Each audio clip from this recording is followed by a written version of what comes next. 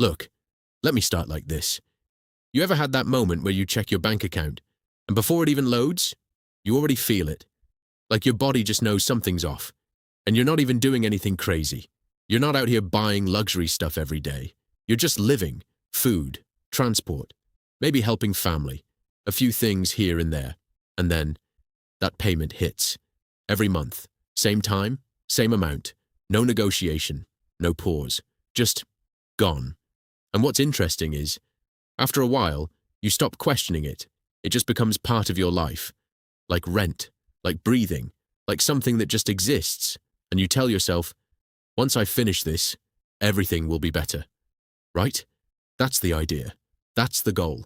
That's what keeps you going. But here's the thing, and I need you to really hear this. Paying off your debt doesn't just change your money.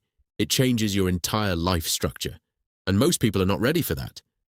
Look, if you've ever felt like you're doing everything right, but somehow still stuck, this is going to explain why.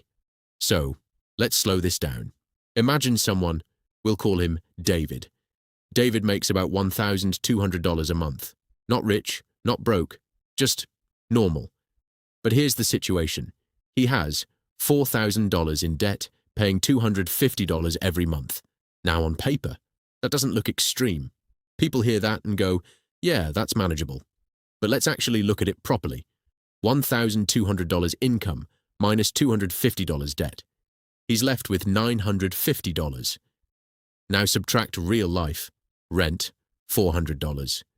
Food, $250. Transport, $100. He's left with $200. That's it. Now here's where it gets real.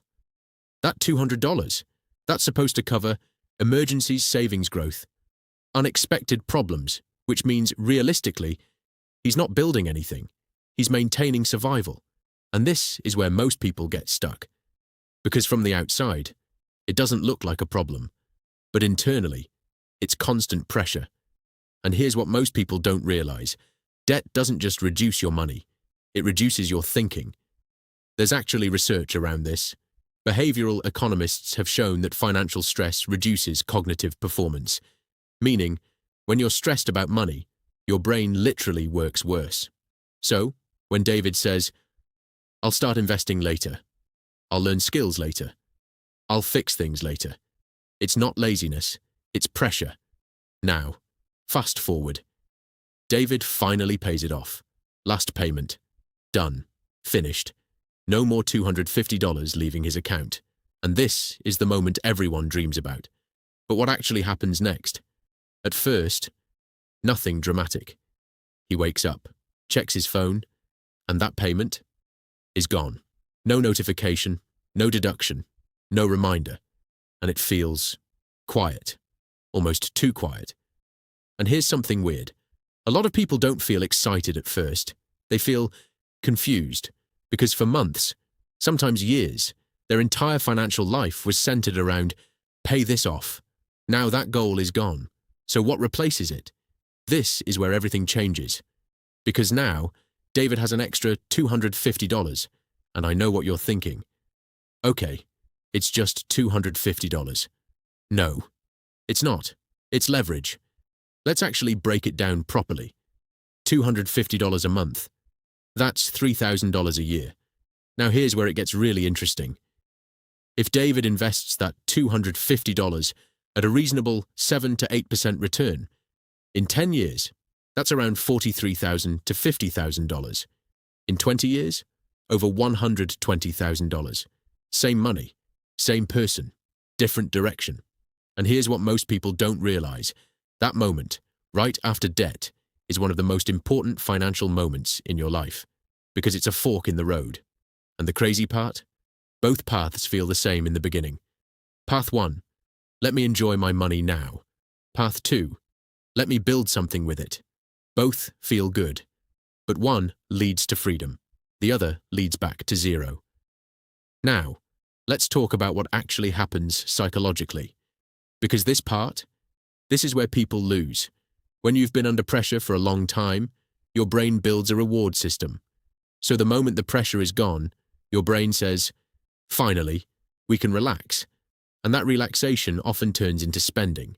You start small, better food, better clothes, upgrading things. Nothing crazy, just slightly better choices. But those slight upgrades, they stack, and slowly, that $250 disappears again. Not as debt, but as lifestyle. And now you're back to having no extra money. Different situation, same result. So instead of giving you some robotic list like step 1, step 2, step 3, let's walk through this like real life. First thing I would do, honestly, I wouldn't change anything. And I know that sounds weird, but think about it. You just spent months, maybe years, living on a certain amount. So instead of upgrading your life immediately, keep it the same. Act like the debt still exists. Seriously. That $250, pretend it's still gone. But now, you're sending it to yourself. Savings. Investments. Something that builds. Do that for 2 to 3 months. Not forever. Just enough to stabilize. Because what you're doing here is locking in a new baseline. Then, after that, you can start thinking, okay, what do I actually want my money to do? And this is where things get deeper. Because money is not just math, it's direction. If you don't give your money direction, it will find its own. And usually, that direction is consumption. So you need to decide, are you someone who consumes or someone who builds? And that sounds dramatic, but it's real. Because your habits will answer that question for you. Now, you might be thinking, okay, but I also want to enjoy my life. Of course, you should. This is not about restriction. It's about balance. Because here's the truth. You don't need to spend all your extra money to feel good. You just need to feel in control.